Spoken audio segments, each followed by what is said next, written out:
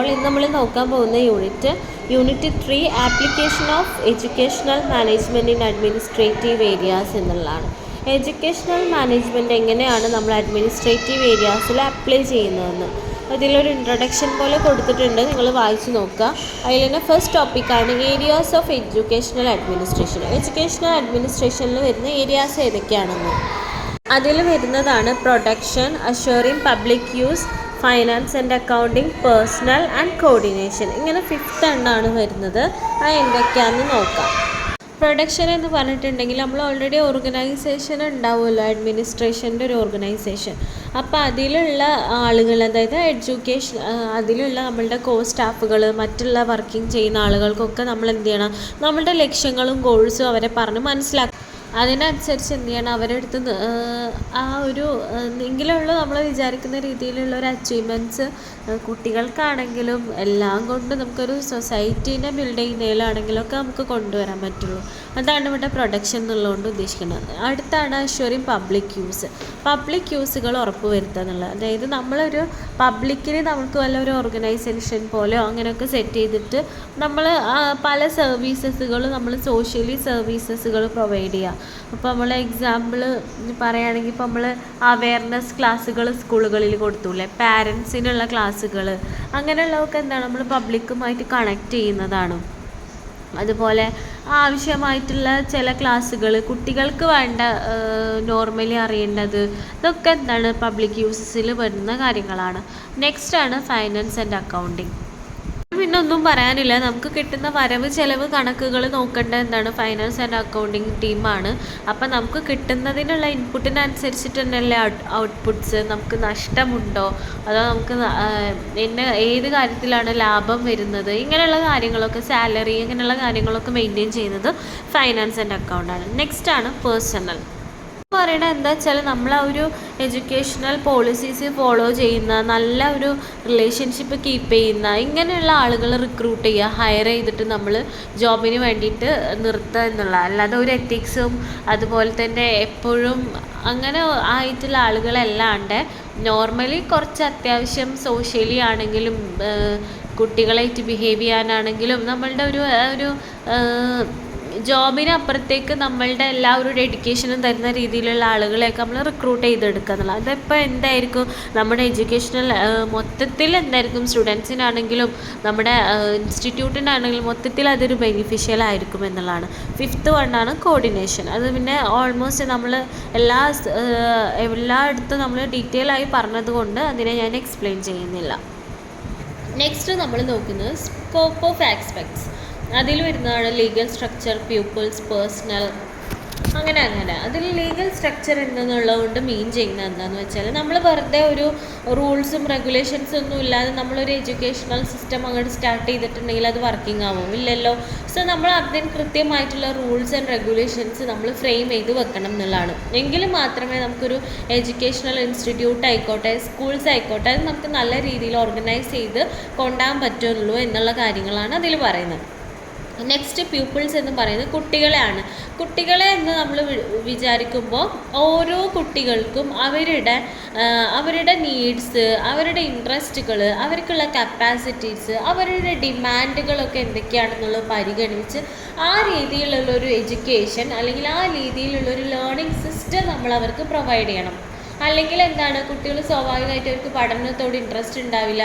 നമ്മൾ വിചാരിച്ച രീതിയിലുള്ള ഒരു റിസൾട്ട് കുട്ടികളെ നമുക്ക് ഉണ്ടാക്കിയെടുക്കാൻ പറ്റില്ല. സോ ഇങ്ങനെയുള്ള കാര്യങ്ങളൊക്കെ നമ്മൾ എന്ത് ചെയ്യണം, അഷ്വർ ചെയ്തിട്ട് വേണം അവർക്കുള്ള എഡ്യൂക്കേഷൻ നമ്മൾ പ്രൊവൈഡ് ചെയ്യാൻ എന്നുള്ളതാണ്. പേഴ്സണൽ എന്നുള്ളതിൽ നമ്മൾ മുന്നേ പറഞ്ഞിട്ടുള്ള കാര്യം തന്നെയാണ് ഇവിടെയും പറയുന്നത്. നമ്മൾ റിക്രൂട്ട് ചെയ്യുന്ന ആളുകൾ, അതിപ്പോൾ മെൻ ആയിക്കോട്ടെ വിമൺ ആയിക്കോട്ടെ, അവരൊക്കെ നമ്മൾ എന്ത് ചെയ്യണം, അവർക്ക് അവരുടെ ക്വാളിഫിക്കേഷനും നമ്മൾ സജസ്റ്റ് ചെയ്യുന്ന പോസ്റ്റും അനുസരിച്ചുള്ള അതിനനുസരിച്ച് അതിനെ ബേസ് ചെയ്തിട്ടുള്ള ട്രെയിനിങ് കൊടുത്ത് അവരുടെ സ്കിൽ ഡെവലപ്മെൻറ്റ് ചെയ്ത് അവരുടെ സ്കില്ലിലൊരു ഡെവലപ്മെൻറ്റ് വരുത്തി അത് നല്ല രീതിയിൽ യൂസ്ഫുൾ ചെയ്യാനുള്ള സാഹചര്യങ്ങളും എൻവയോൺമെൻറ്റൊക്കെ ഒരുക്കി കൊടുത്തിട്ടുണ്ടെങ്കിൽ എന്ത് ചെയ്യാൻ പറ്റും, നമുക്ക് നമ്മളുടെ എഡ്യൂക്കേഷണൽ ഇൻസ്റ്റിറ്റ്യൂട്ടിലോ സ്കൂളുകളിലോ ഒക്കെ നല്ലൊരു എന്തുണ്ടാക്കാൻ പറ്റും എന്ന് പറയുന്നുണ്ട്, നല്ലൊരു ഇമ്പാക്റ്റ്, അതുപോലെ തന്നെ നല്ലൊരു പ്രൊഡക്റ്റീവായിട്ട് നമുക്ക് എല്ലാ കാര്യങ്ങളും ചെയ്യാൻ പറ്റും എന്നുള്ളതാണ്. അതിൽ പെടുന്നതാണ് ഇപ്പോൾ അവർക്ക് കൊടുക്കുന്ന ബോണസ്, സാലറീൻ്റെ പുറമെ നമുക്ക് ബോണസ് ആയിട്ടുള്ള ബെനിഫിറ്റുകൾ, അതുപോലെ അവർക്ക് നമ്മൾ കൃത്യമായിട്ടുള്ള സ്കെഡ്യൂൾ ഉണ്ടായിരിക്കണം, എത്ര വർഷം വർക്ക് ചെയ്യണം, ആഫ്റ്റർ വർക്ക് നമ്മൾ വിരമിച്ചതിന് ശേഷം എന്തെങ്കിലും ബെനിഫിറ്റ്സ് നമുക്കുണ്ടോ, ഇങ്ങനെയുള്ള കാര്യങ്ങളൊക്കെ നമ്മൾ മുൻകൂട്ടി സ്ട്രക്ചേർഡ് ആയിരിക്കണം. ഈ പ്ലാനിങ് ഒക്കെ നമ്മൾ അവരുടെ അടുത്ത് പറഞ്ഞിട്ട് നല്ല സ്കിൽഫുൾ ആയിട്ടുള്ള ആളുകളെ വേണം നമ്മൾ ഹയർ ചെയ്തെടുക്കാൻ എന്നുള്ള കാര്യം അവിടെ പറയുന്നുണ്ട്. നമ്മളുടെ പേഴ്സണൽ എന്ന് പറയുന്നത്, അതായത് അവിടുത്തെ സ്റ്റാഫുകളെയാണ് ഇവിടെ മീൻ ചെയ്യുന്നത്. അതെന്ന് പറയുന്നുണ്ടെങ്കിൽ ഒരു കീ റോളാണ് എന്ന് പറയുന്നുണ്ട്, ഏറ്റവും ഇമ്പോർട്ടൻ്റ് ആയിട്ടുള്ളൊരു റോള് വഹിക്കുന്ന കാര്യമാണ്. അതിനെ ഫ്ലൈ വീൽ എന്നാണ് പറയുന്നത്. ഫ്ലൈ വീൽ എന്ന് ഉദ്ദേശിക്കുന്ന അത്രയും എന്താണ്, എഡ്യൂക്കേഷണൽ മെഷറിന് അത്രയും ഫോഴ്സ് ആയിട്ട് അത്രയും ബൂസ്റ്റ് ചെയ്യാൻ പറ്റുന്ന ഒരു ഏരിയ എന്ന് പറയുന്നത് പേഴ്സണലാണ് എന്നുള്ളതാണ്. അടുത്തതാണ് ഫൈനാൻസ്. അതിലെന്താ പറയുന്നതെന്ന് വെച്ചിട്ടുണ്ടെങ്കിൽ നമ്മളുടെ എക്സ്പെൻസുകൾ, അക്കൗണ്ടിങ് ഓഡിറ്റിങ്ങിലൊക്കെ ഉള്ള കാര്യങ്ങൾ, നമുക്ക് വരുന്ന എഡ്യൂക്കേഷണൽ കോസ്റ്റ്, അതുപോലെ അതെങ്ങനെ നമ്മൾ അതിൻ്റെ ഫ്രീ സ്ട്രക്ചേഴ്സ്, നമ്മൾ സ്പെൻഡ് ചെയ്യുന്ന ഫണ്ട്, നമുക്ക് കിട്ടുന്ന റിസോഴ്സസുകൾ, ഇങ്ങനെയുള്ള കാര്യങ്ങളൊക്കെ നല്ല രീതിയിൽ ബഡ്ജറ്റിങ്ങും ഫ്രെയിമിങ്ങും ഒക്കെ ചെയ്യുക എന്നുള്ളതാണ് ഫൈനാൻസിൽ ഇൻക്ലൂഡ് ചെയ്യുന്നത്. കരിക്കുലം എന്ന് പറഞ്ഞിട്ടുണ്ടെങ്കിൽ ഓൾമോസ്റ്റ് നിങ്ങൾക്ക് അറിയുന്ന കാര്യം, ഒരു കരിക്കുലത്തിൽ എന്തെല്ലാം കാര്യങ്ങളുണ്ടാവും. നമ്മൾ കണ്ടിന്യൂസ് ഇവാലുവേഷൻ നടത്തണം. കരിക്കുലം നമ്മൾ സെറ്റ് ചെയ്യുമ്പോൾ പ്രോഗ്രസീവായിട്ടുള്ള ഇമ്പ്രൂവ്മെൻറ്റിന് വേണ്ടിയിട്ടുള്ള പ്രോഗ്രാമുകൾ അറേഞ്ച് ചെയ്യണം. കോ കരിക്കുലർ ആക്ടിവിറ്റീസ്, അതുപോലെ സയൻറ്റിഫിക് ടെക്നോളജീസ്, സോഷ്യൽ ചേഞ്ചസ്, ഇതങ്ങനെയുള്ള കാര്യങ്ങളൊക്കെ നമ്മൾ അപ്ലൈ ചെയ്യണം. അതുപോലെ എന്താണ്, പ്രോഗ്രാമിങ്, പ്രോസസ്സിങ്, അതായത് ടീച്ചിങ് ലേണിംഗ് പ്രോസസ്സുകൾ, അതിലുള്ള പ്രോഗ്രാംസ്, ഇതിനെ ഡെവലപ്പ് ചെയ്യാനുള്ള കാര്യങ്ങൾ, ടെക്സ്റ്റ് ബുക്ക് സപ്ലൈ ചെയ്യുന്നത്, അതുപോലെ ഇൻസ്ട്രക്ഷണൽ മെറ്റീരിയൽസ് സപ്ലൈ ചെയ്യുന്നത്, പ്യൂപ്പിൾ, അതായത് കുട്ടികൾക്ക് കൊടുക്കുന്ന സർവീസസുകളിലാണെങ്കിൽ അവരുടെ സൈക്കോളജിക്കൽ സർവീസ്, അതുപോലെ ടെസ്റ്റുകൾ, റെക്കോർഡ്സ്, അതുപോലെ അവർക്ക് കൊടുക്കുന്ന ഗൈഡൻസ്, കൗൺസിലിംഗ്, കോ കരിക്കുലർ ആക്ടിവിറ്റീസ്, ഇതെല്ലാം ഓർഗനൈസ് ചെയ്തിട്ടായിരിക്കണം നമ്മൾ എന്ത് ചെയ്യേണ്ടത്, ഒരു കരിക്കുലം സെറ്റ് ചെയ്യേണ്ടത് എന്നുള്ളതാണ്. നെക്സ്റ്റ് ആണ് ഫിസിക്കൽ ഫെസിലിറ്റീസ്, വിച്ച് മീൻസ് എന്താണ്, നമ്മളുടെ ഇൻഫ്രാസ്ട്രക്ചർ, അതുപോലെ നമുക്ക് അവൈലബിൾ ആയിട്ടുള്ള സ്കൂളിലുള്ള പ്ലാന്റ്, അതുപോലെയുള്ള മറ്റുള്ള equipments, lab, Montessori lab, computer lab പോലുള്ള കാര്യങ്ങൾ നമ്മൾ ശ്രദ്ധിക്കണം എന്നുള്ളതാണ്.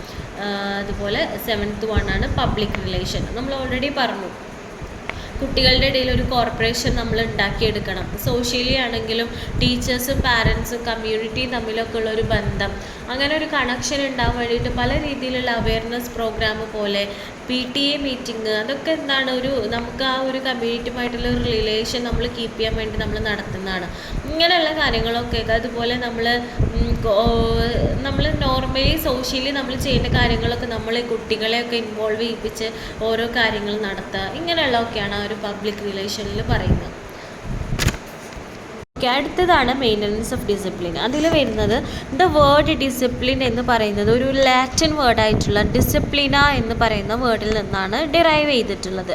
അതിൻ്റെ മീനിങ്, ഡിസിപ്ലിന മീൻസ് എന്താണ്, management, rule, education, practice, teaching and trained condition, ഇങ്ങനെയൊക്കെയുള്ള മീനിങ് ആണ് അതിന് വരുന്നത്. ഇത് ഡിസൈപ്പിൾ എന്നുള്ള വേർഡ് ഡിറൈവ് ചെയ്തിട്ടുള്ളത് ലാറ്റിൻ വേർഡായിട്ടുള്ള ഡിസിപ്പുലം എന്ന് പറയുന്ന വേർഡിൽ നിന്നാണ്. അതിൻ്റെ മീനിങ് എന്ന് പറഞ്ഞാൽ പ്യൂപ്പിൾ എന്നിവിടെ ഉദ്ദേശിക്കുന്നത് സ്റ്റുഡൻസ് എന്നുള്ള മീനിങ്ങിലാണ്.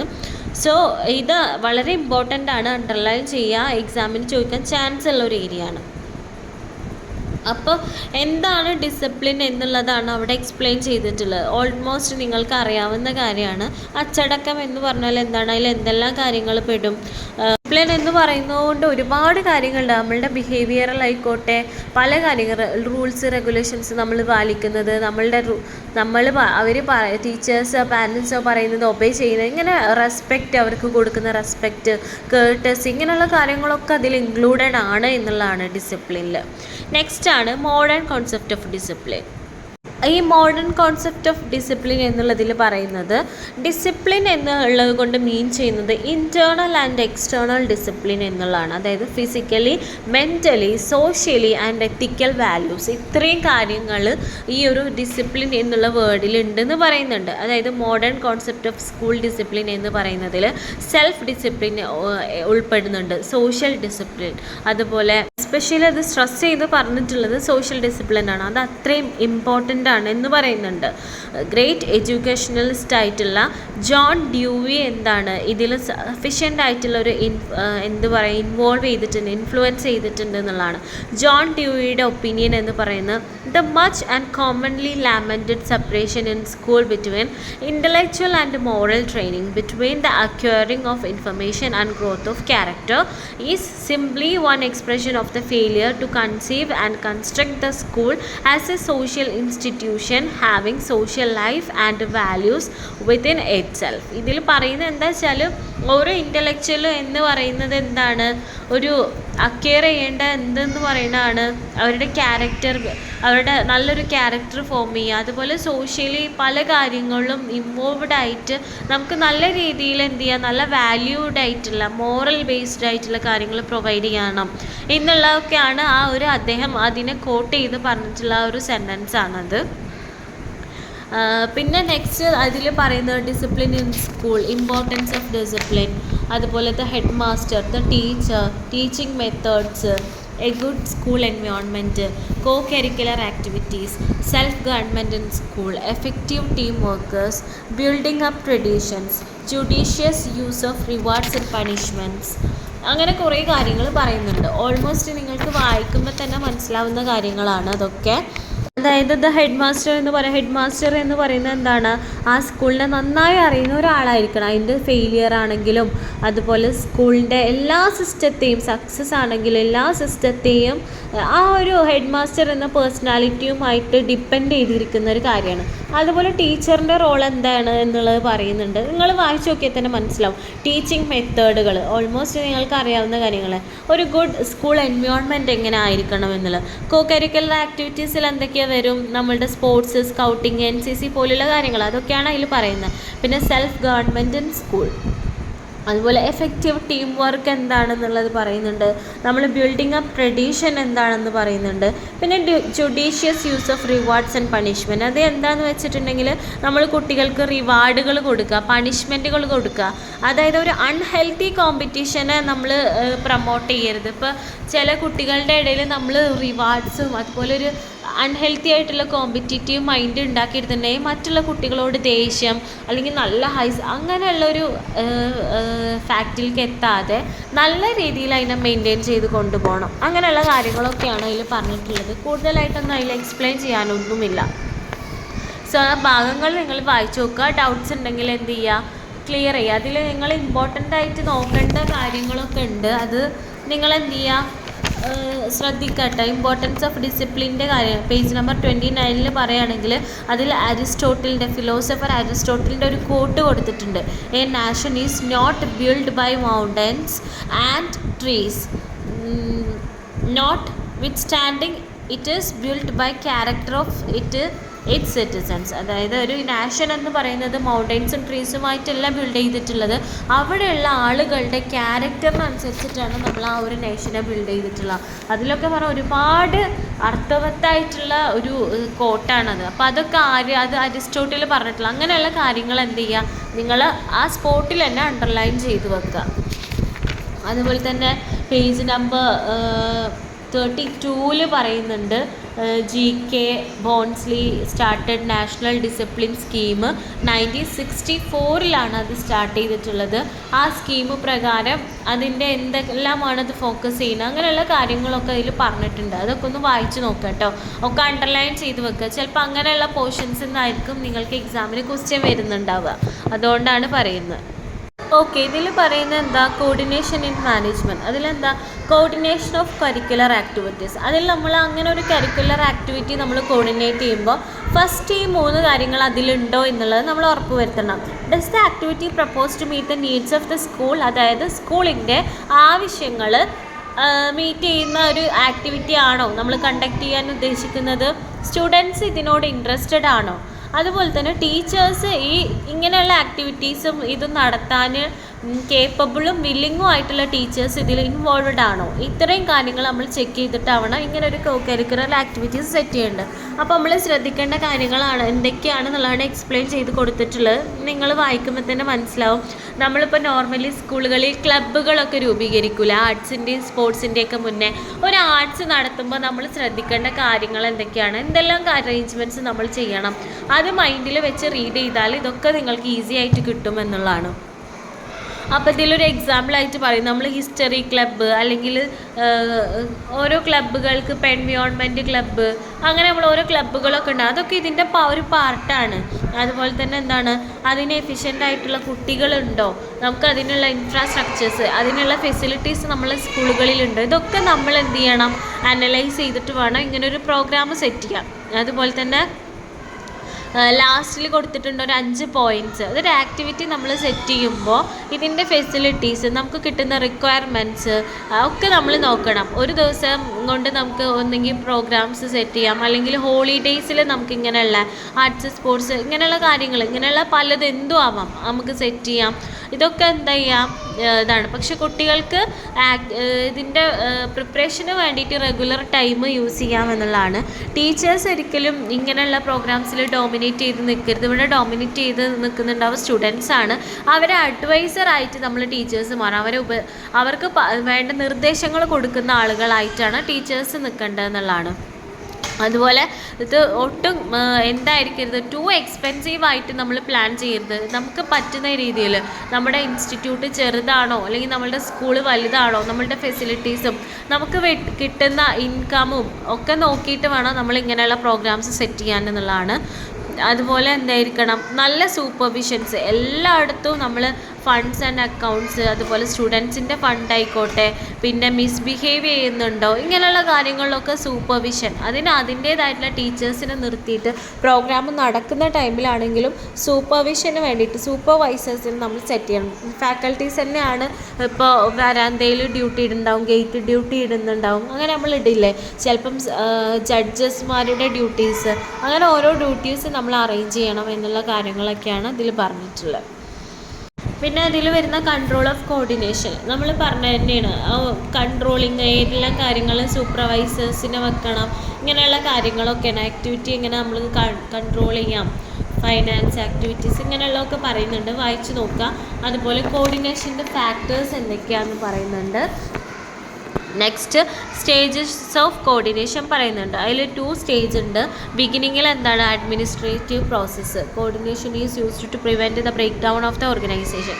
അതായത് ഇതൊരു ബ്രേക്ക് ഡൗണിലേക്ക് പോവാതെ എന്ത് ചെയ്യണം, നമ്മൾ കോർഡിനേറ്റ് ചെയ്യണം. അപ്പോൾ അതിനുള്ള ഫണ്ട് ഏതൊക്കെ രീതിയിൽ എത്ര എമൗണ്ട് കളക്ട് ചെയ്യുക, ഇങ്ങനെയുള്ള കാര്യങ്ങളൊക്കെ നമ്മൾ തീരുമാനിക്കുക എന്നുള്ളതാണ്. അഡ്മിനിസ്ട്രേഷനുമായിട്ട് ഇരുന്നിട്ട് നമ്മൾ തീരുമാനിക്കണം. അതുപോലെ during the process of used to remedy the conflicts and maladjustment. അതായത് ആ ഒരു ആക്ടിവിറ്റി, ആ ഒരു കരിക്കുലർ ആക്ടിവിറ്റി നടക്കുന്ന ടൈമിൽ അതിന് വേണ്ടിയിട്ടുള്ള റെമഡീസ്, അതുപോലെ ചില അഡ്ജസ്റ്റ്മെൻറ്റുകളൊക്കെ മേ ബി വേണ്ടി വരും. നമ്മൾ പ്ലാൻ ചെയ്ത പോലെ തന്നെ മേ ബി നമുക്ക് നടത്താൻ പറ്റിക്കൊള്ളുന്നില്ല.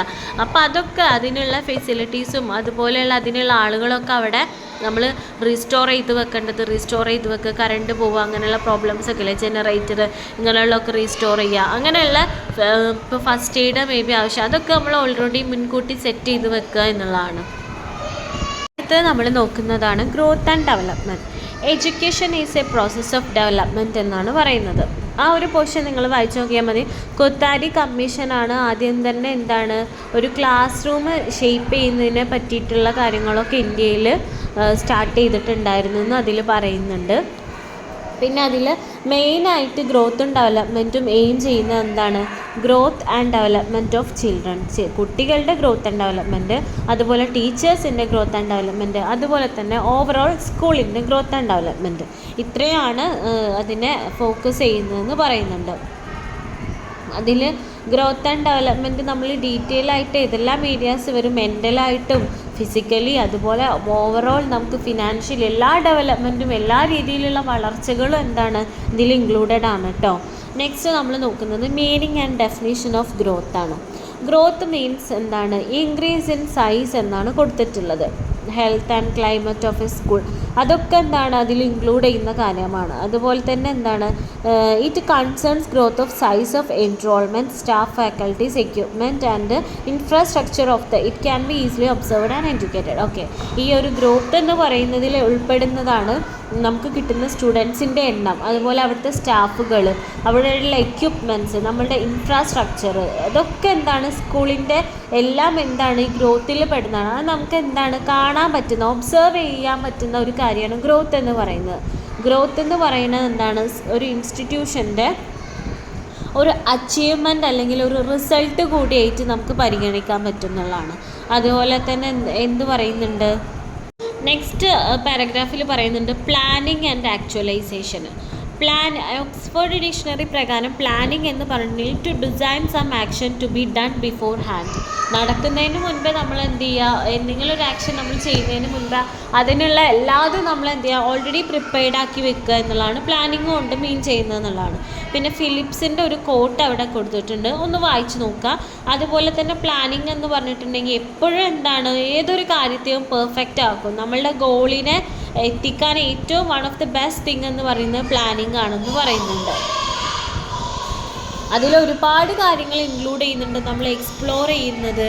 അതുപോലെ ഇപ്പം എന്തിനാണെങ്കിലും പ്ലാനിങ് എങ്ങനെ ആയിരിക്കും എന്നുള്ളത് ഒന്ന് ആലോചിച്ചാൽ മതി. ഇപ്പോൾ ഒരു കാര്യം നമ്മളിപ്പോൾ ഒരു പ്രോഗ്രാം സ്കൂളിൽ നമ്മൾ അറേഞ്ച് ചെയ്യാൻ ഉദ്ദേശിക്കുന്നുണ്ടെങ്കിൽ നമ്മൾ പ്രീ പ്ലാൻഡ് ആയിരിക്കും. പല കാര്യങ്ങളും നമ്മൾ മുൻകൂട്ടി അറേഞ്ച് ചെയ്തിട്ടുണ്ടാവും. ഇപ്പോൾ നിങ്ങളുടെ കോൺവൊക്കേഷൻ സെറിമണി നിങ്ങളൊന്ന് ആലോചിച്ച് നോക്കുക, അപ്പോൾ നിങ്ങൾക്ക് കിട്ടും എന്തെല്ലാം കാര്യങ്ങൾ നമ്മൾ ബാക്ക് എൻഡിൽ നമ്മൾ ചെയ്ത് വെക്കും എന്നുള്ളത്. ഓക്കെ, നെക്സ്റ്റ് ആണ് ഓർഗനൈസേഷൻ. ഓർഗനൈസേഷൻ എന്താണെന്നുള്ളത് നമ്മൾ ത്രൂ ഔട്ട് ഈ ഒരു ടെക്സ്റ്റിൽ പറയുന്നുണ്ട്. ഒരു എഡ്യൂക്കേഷൻ ഫീൽഡിൽ മറ്റൊരു ഏറ്റവും എന്താ പറയുക മേജറായിട്ടുള്ളൊരു തിങ്ങാണ് ഓർഗനൈസ് ചെയ്യുക. എല്ലാ കാര്യങ്ങളും നല്ല രീതിയിൽ ഓർഗനൈസ് ചെയ്യുക എന്നുള്ളത്. അത് പൊളിറ്റിക്കലി ആയിക്കോട്ടെ, പ്രൊഫഷണലി ആയിക്കോട്ടെ, അഡ്മിനിസ്ട്രേറ്റീവ്, എല്ലാ രീതിയിലും ഓർഗനൈസേഷൻ പെർഫെക്റ്റ് ആയെങ്കിലുള്ളൂ നമ്മൾ വിചാരിച്ച റിസൾട്ട് നമുക്ക് ഉണ്ടാക്കാൻ പറ്റുള്ളൂ എന്നുള്ളതാണ്.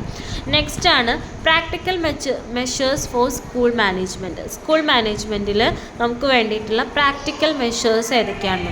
സ്റ്റാഫിന് കൗൺസിലിംഗ് കൊടുക്കുക, students counselling, staff meeting, special committee of peoples, അതായത് കുട്ടികൾക്ക് വേണ്ടിയിട്ടുള്ള സ്പെഷ്യൽ കമ്മിറ്റികൾ, social service squads, practical measures, ഇതൊക്കെ ലാബുകൾ, ഇതൊക്കെ ഇതിൽ പെടുന്നതാണ്. ഇനി അടുത്തത് ഇപ്പോൾ സ്റ്റാഫ് കൗൺസിൽ എന്താണ്, ഇത് ഓരോന്നും എന്താണെന്നുള്ളത് എക്സ്പ്ലെയിൻ ചെയ്ത് കൊടുത്തിട്ടുണ്ട്. എന്താണെന്ന് നമുക്കൊന്ന് ജസ്റ്റ് ഒന്ന് പറഞ്ഞു പോവാം.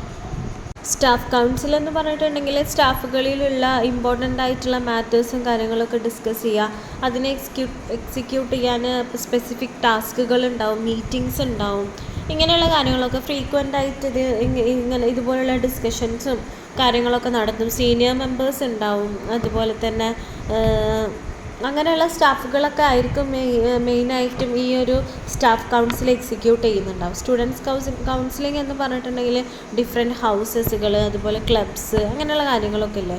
സ്റ്റാഫ് മീറ്റിംഗ് എന്താണെന്ന് എക്സ്പ്ലെയിൻ ചെയ്യുന്നില്ല. സ്പെഷ്യൽ കമ്മിറ്റി ഓഫ് പീപ്പിൾസ്, അത് നമുക്കറിയാം. അതായത് ഇപ്പോൾ നമ്മൾ കുട്ടികളെ ഇലക്ഷന് അതുപോലെയുള്ള കാര്യങ്ങളൊക്കെ ഉണ്ടാവില്ലേ, പല ഡിസിപ്ലിൻ മെയിൻ്റനൻസിന് വേണ്ടിയിട്ട് ഒരു ടീംസിനെ അങ്ങനെ നമ്മൾ ഓരോന്നും അറേഞ്ച് ചെയ്യില്ല. അതാണ് കുട്ടികളിലുള്ള സ്പെഷ്യൽ കമ്മിറ്റീസ് ഉള്ളതുകൊണ്ട് ഉദ്ദേശിക്കുന്നത്. സോഷ്യൽ സർവീസ് സ്ക്വാഡ്, അത് തന്നെയാണ് നമ്മളിപ്പോൾ റോഡ് സൈഡ്സ് വൃത്തിയാക്കുക, അതുപോലെയുള്ള നമ്മൾക്ക് ക്ലീൻലിനെസ് ക്യാമ്പയിന്, നൈബർഹുഡ് ലിറ്ററസി ക്യാമ്പയിൻ, ഇങ്ങനെയുള്ളതൊക്കെ നടത്തൂലേ. എക്സാമ്പിൾ NCC, അതുപോലെ നമ്മളുടെ സ്കൗട്ട് ആൻഡ് ഗൈഡ് പോലുള്ള കാര്യങ്ങൾ. പ്രാക്ടിക്കൽ മെഷേഴ്സ് അതിൽ പെടുന്നതാണ് നമ്മുടെ സ്റ്റുഡൻസ് കൗൺസിലും എല്ലാം മൊത്തത്തിലുള്ള കാര്യങ്ങളൊക്കെ അതിൽ പെടും എന്നുള്ളതാണ് പ്രാക്ടിക്കൽ മെഷേഴ്സിൽ. നെക്സ്റ്റ് നമ്മൾ നോക്കുന്നത് സ്കൂൾ റെക്കോർഡ്സ്. ആ ഒരു പോർഷൻ നിങ്ങൾ വായിച്ച് നോക്കുക.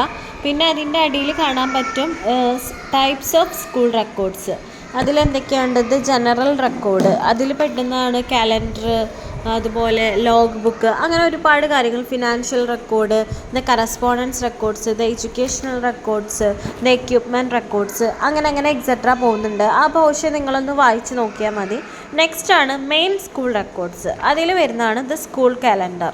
അതിലെന്തൊക്കെ ഉണ്ടാവും എന്നുള്ളത് പറയുന്നുണ്ട്. ഹോളിഡേയ്സ്, അതായത് നമ്മൾ മുന്നേ ഫസ്റ്റ് സ്കൂൾ സ്റ്റാർട്ട് ചെയ്യുന്നതിൻ്റെ മുന്നേ നമ്മളൊരു സ്കൂൾ കാലണ്ടർ റെഡിയാക്കും. ഇന്ന ദിവസങ്ങളിൽ ഹോളിഡേയ്സ് കൊടുക്കാം, ഇന്ന ടൈമിൽ ഫസ്റ്റ് ടൈം എക്സാം വെക്കാം, അങ്ങനെയുള്ളതിനെയാണ് ഒരു സ്കൂൾ കലണ്ടർ എന്ന് പറയുന്നത്. അപ്പോൾ അതിൽ റിപ്പബ്ലിക് ഡേ, എല്ലാവിധ ബർത്ത്ഡേയ്സ്, അങ്ങനെയുള്ള എല്ലാ കാര്യങ്ങളും നമ്മൾ എന്ത് ചെയ്യും, ഡേറ്റും മന്തും ആനുവൽ എക്സാം, അങ്ങനെ നമ്മളൊരു സ്കൂളിൽ നമ്മളൊരു 1 ഇയറിൽ നടത്താൻ ഉദ്ദേശിക്കുന്ന എല്ലാം, പോർഷൻ കംപ്ലീറ്റ് ചെയ്യുന്ന ടൈം, ഇതൊക്കെ എന്താണ് സ്കൂൾ കലണ്ടറിൽ നമ്മൾ ഇൻക്ലൂഡ് ചെയ്യേണ്ട കാര്യമാണ്. നെക്സ്റ്റ് വണ്ണാണ് ലോഗ് ബുക്ക്.